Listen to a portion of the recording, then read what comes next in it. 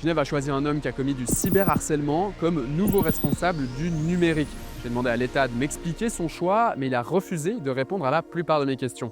Je te montre sa prise de position tout de suite, mais avant ça, voilà les faits. Fin juin, je reçois un communiqué de presse du canton. Il annonce la nomination d'un nouvel employé. Évidemment pas n'importe lequel, puisque chaque fonctionnaire n'a pas le droit à son communiqué. L'État annonce qu'il nomme un nouveau délégué au numérique. C'est un job super important. En gros, le délégué au numérique, c'est lui qui pilote tout ce qui touche aux nouvelles technologies. Il bosse sur la politique publique du numérique. Ça concerne tous les secteurs de l'administration, puisque le numérique, il arrive partout. Et les projets sensibles, il manque pas. Identité numérique ou EID, vote électronique, cyberadministration, donc toutes les démarches. Bref, je suis tout de suite surpris par l'annonce parce qu'il me semble que la personne choisie, elle a été condamnée pour une affaire de violence conjugale. Je suis journaliste, mon taf, c'est de chercher la vérité, donc je commence mes recherches. Je trouve des décisions de justice et des articles de presse, tout est anonymisé, mais j'arrive à recouper les infos. Ce que je découvre, c'est que l'État a effectivement choisi une personne condamnée à 6 mois de prison, plus 12 mois avec sursis. Avant que je t'en dise plus, un point important. Tout le monde a le droit à la vie privée et le droit à l'oubli. Les informations que j'ai trouvées, elles sont accessibles publiquement,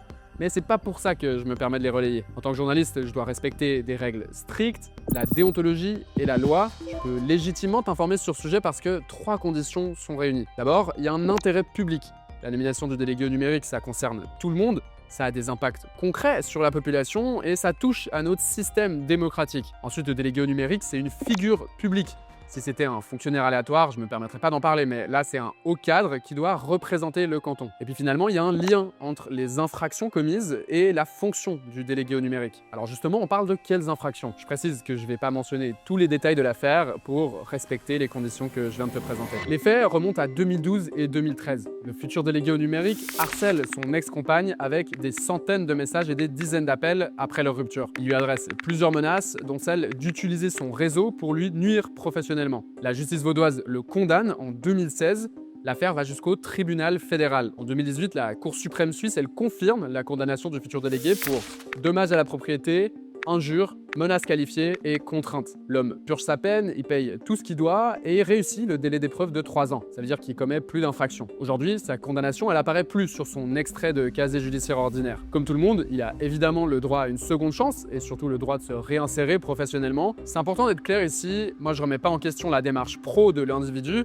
Il avait le droit de candidater comme n'importe qui et peut se féliciter d'avoir décroché le job. Ce qui pose question et qui mérite des explications, c'est la décision de recrutement du canton. Alors pour être précis, c'est le département des institutions et du numérique qui est responsable de l'embauche. Ce département, c'est aussi celui de la sécurité. Aux manettes, on retrouve la ministre socialiste Caroline Cast. J'ai demandé un entretien filmé au département, mais c'était impossible de leur côté. Le responsable de la communication m'a d'abord dit qu'il répondrait formellement à aucune de mes interrogations et il a essayé de me décourager de continuer. Je lui ai quand même envoyé une série de questions écrites. J'ai finalement reçu une prise de position, mais pas de réponse à la plupart de mes questions. Voilà les points sur lesquels le département refuse de faire la lumière. D'abord, sur les qualifications pour le poste.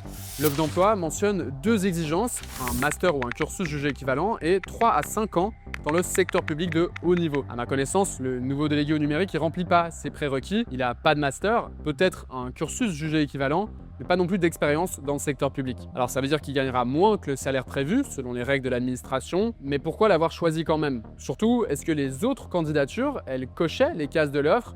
Et si oui, comment justifier de les avoir écartés pour un profil moins qualifié? Pas de réponse du département. Ensuite, le nouveau délégué au numérique, il a commis des actes équivalents à du cyberharcèlement ou à du stalking. Pourquoi est-ce que le département estime quand même que c'est la meilleure personne pour, je cite, incarner le dialogue et concrétiser la politique numérique du canton avec un sens de l'éthique? Là encore, le département entre pas dans le détail. Le délégué a menacé d'instrumentaliser son réseau pour nuire à sa victime. J'ai demandé au canton comment il garantit que le délégué n'utilisera pas l'influence de son poste à mauvais escient. Pas de réponse précise. Autre point, le nouveau délégué au numérique devra représenter le canton et échanger avec les Genevoises et Genevois pour les faire participer. Pourquoi est-ce que le département pense que sa condamnation va pas abîmer la confiance de la population? Pas de réponse. Le poste, il implique aussi de représenter Genève à l'échelle suisse. J'ai demandé au département comment il évalue le risque réputationnel pour notre canton d'être représenté par un cadre condamné par la justice vaudoise et fédérale. Pas de réponse.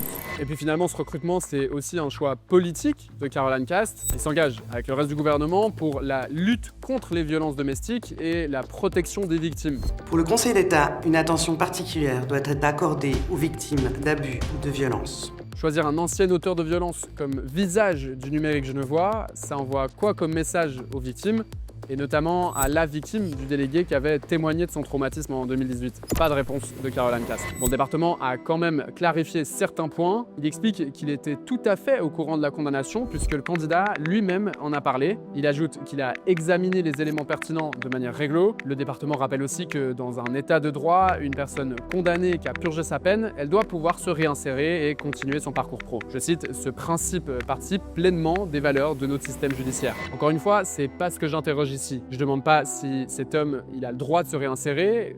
La réponse est oui, et d'ailleurs, il l'est déjà. Ce que je demande, c'est comment l'État a décidé que son profil était le meilleur que les autres. Est-ce que le département a trouvé qu'un ancien auteur de cyberharcèlement qui s'est réinséré, c'est justement un atout pour incarner l'éthique numérique du canton? On peut aussi noter que le délégué, il a lui-même subi des attaques sur les réseaux sociaux à l'époque de sa condamnation. Plusieurs de ses prises de position publiques récentes défendent l'intégrité numérique et l'égalité de genre. Caroline Cast estime sûrement avoir des bonnes raisons d'avoir validé ce choix, mais les Genevoises et les Genevois ont le droit de demander lesquelles pour se faire leur propre avis. Évidemment, j'ai échangé avec le nouveau délégué au numérique pour entendre sa version et lui donner la possibilité de réagir. Il a accepté qu'on se rencontre et il a répondu à mes questions, mais il ne m'autorise pas à utiliser ses explications. Je lui ai proposé plusieurs options pour lui donner la parole, mais il a choisi de ne pas s'exprimer publiquement. Il invoque sa vie privée et le droit à l'oubli. Il entrera en fonction le 1er septembre. Pour finir, j'aimerais qu'on prenne un peu de hauteur. Ce recrutement, il dit quoi sur les processus d'embauche de l'État en général? À côté de chez nous, le canton de Vaud, il a une directive qui clarifie comment il faut prendre en compte les antécédents judiciaires pendant le recrutement. Le document précise qu'il faut évaluer si la condamnation d'un candidat ou d'une candidate pourrait nuire ou être incompatible avec sa fonction. Et qu'en cas de doute, il faut demander au service du personnel. À Genève, c'est pas formalisé, les départements sont indépendants sur ce point. Une loi prévoit par contre que les RH peuvent demander des renseignements de police pour le recrutement de certains postes. Pour le recrutement du délégué au numérique, le département, il a refusé de détailler quelles vérifications il a effectuées. Et puis finalement, est-ce qu'il n'y aurait pas une troisième voie dans l'angle mort, celle d'un accompagnement du personnel avec des antécédents? Là, l'idée, c'est ni d'exclure à vie, ni de fermer les yeux sur le passé une fois que la peine elle est purgée. L'État, il pourrait décider de jouer un rôle actif dans la réhabilitation des personnes condamnées. En gros, dire on embauche des personnes avec des antécédents, mais on les accompagne avec un cadre spécifique pour que ça se passe bien. J'ai demandé au département si un cadre du style existe, mais il m'a pas non plus répondu. Quand la communication bloque, la loi sur la transparence peut aider à en savoir plus. J'ai fait une demande d'accès, je te tiendrai au courant dès que j'en sais plus.